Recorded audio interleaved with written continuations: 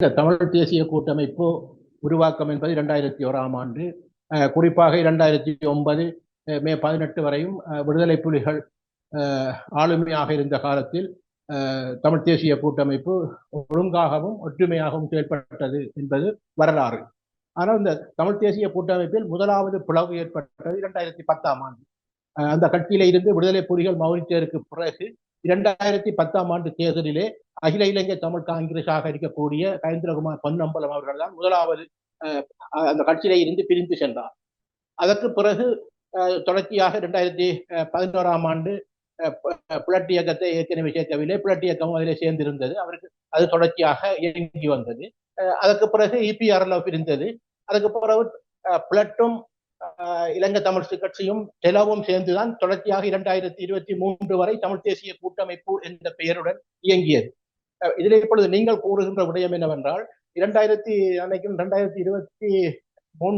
ஜனவரி 7ஆம் தேதி பட்டரப்பு தொகுதியிலே அணுவாஞ்சிகுடியிலே இப்பொழுது இருக்கின்ற பாராளுமன்ற உறுப்பினர் சாணக்கியன் அவர்களின் இல்லத்திலே இடம்பெற்ற கூட்டத்திலே அந்த கூட்டத்தில் எடுக்கப்பட்ட தீர்மானம் அல்லது முடிவு என்பது அப்பொழுது அந்த உள்ளூராட்சி சபை தேர்தலுக்கான ஒரு அறிவித்தல் வருவதற்காக இருந்தது. உள்ளூராட்சி சபை தேர்தலில் எவ்வாறு போட்டியிட வேண்டும் என்ற வாத பிரதிவாதங்கள் வருகின்ற போது அதிலே அந்த கலப்பு முறை தேர்தல் முறை என்பதில் விகிதாச்சார தேர்தல் முறை அல்லாமல் இருக்கின்ற காரணத்தினால் கலப்பு முறை தேர்தலுக்காக தமிழ் தேசிய கூட்டமைப்பில் இருக்கக்கூடியவர்கள் தனித்தனியாக சேர்க்க வேண்டும் என்கின்ற விடயம்தான் தான் அங்கு ஆராயப்பட்டது.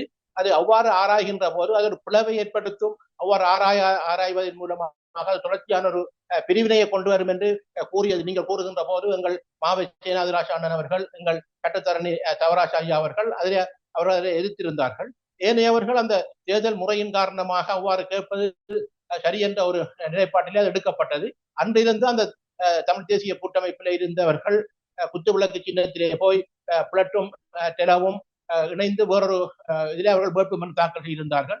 இலங்கை தமிழரசு கட்சி தனியாக வீட்டு சின்னத்திலே வேட்புமனு தாக்கல் செய்திருந்தது. ஆனால் அந்த துரதிருஷ்டவசமாக அந்த தேர்தல் இடம்பெறவில்லை என்பது வரலாறு.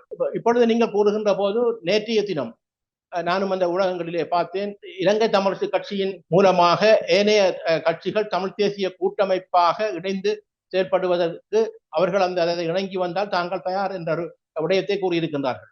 இதை நாங்கள் பார்க்கின்ற விடயம் என்னவென்றால், தேர்தல் அரசியலுக்காகவும் பதவி அரசியலுக்காகவும் வாக்கு அரசியலுக்காகவும் தான் சகல கட்சிகளும், அதனால் இலங்கை தமிழ் கட்சியை மாத்திரம் சொல்லவில்லை, வடகிழக்கில் இருக்கக்கூடிய தமிழ் தேசிய கட்சிகள் என்று தங்களை அறிமுகப்படுத்திக் கொண்டிருக்கின்ற இப்படி இருக்கின்ற 10-12 தலைவர்மாரும் இணைவது என்பது தேர்தலுக்கும் வாக்குக்கும் மாத்திரம்தான்.